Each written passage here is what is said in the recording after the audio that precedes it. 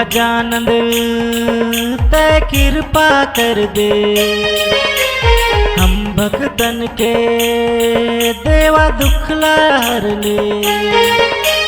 जय हो गजानंद तै कृपा कर दे, हम भक्तन के देवा दुखला हर ले। दया के सागर ज्ञान के दाता, दया के सागर ज्ञान के दाता, हमला दया से कर देना। जय हो गजानंद तै कृपा कर दे, हम भक्तन के देवा दुखला हर ले। जय हो गजानंद तै कृपा कर दे, हम भक्तन के देवा दुखला हर ले।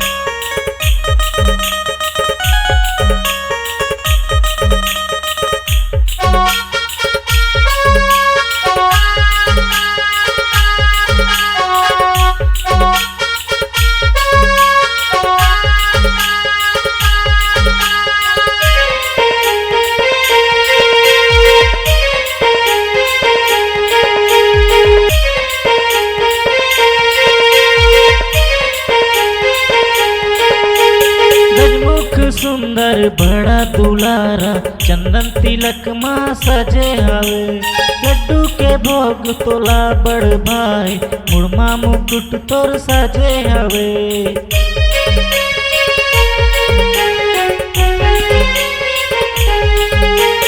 गजमुख सुंदर बड़ा दुलारा चंदन तिलक माँ सजे हवे, लड्डू के भोग तोला बड़ भाई, मुड़मा मुकुट तोर सजे हवे।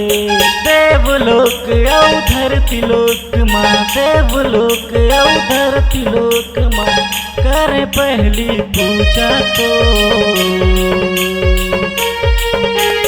जय हो गजानंद तै कृपा कर दे, हम भक्तन के देवा दुखला हर ले।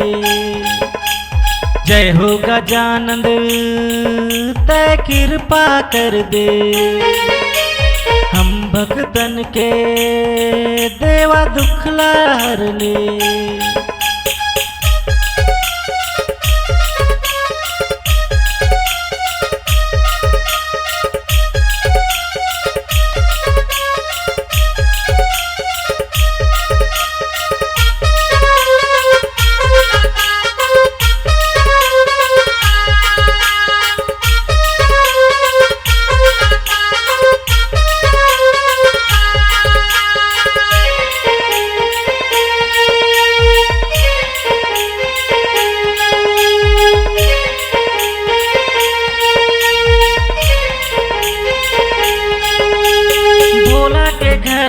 जन्म धरे तय गौरी के मान बढ़ाए ना, गाँव शहर और गली खोर में भादों के महीना मायाए ना।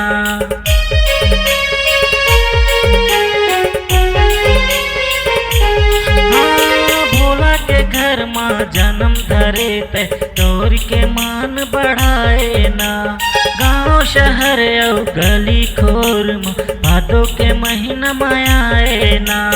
जगह जगह में आरती होवे, जगह जगह में आरती होवे, झूमे नाचे गाए ना। जय हो गजानंद तै कृपा कर दे, हम भक्तन के देवा दुखला हर ले।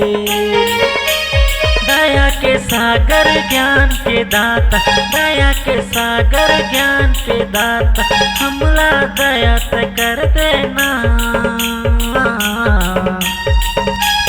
जय हो गजानन तै कृपा कर दे, हम भक्तन के देवा दुख हर ले।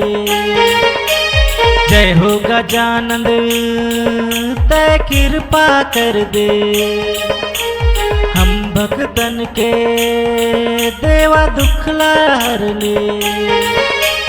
जय हो गजानन तै कृपा कर दे, हम भक्तन के देवा दुख हर ले।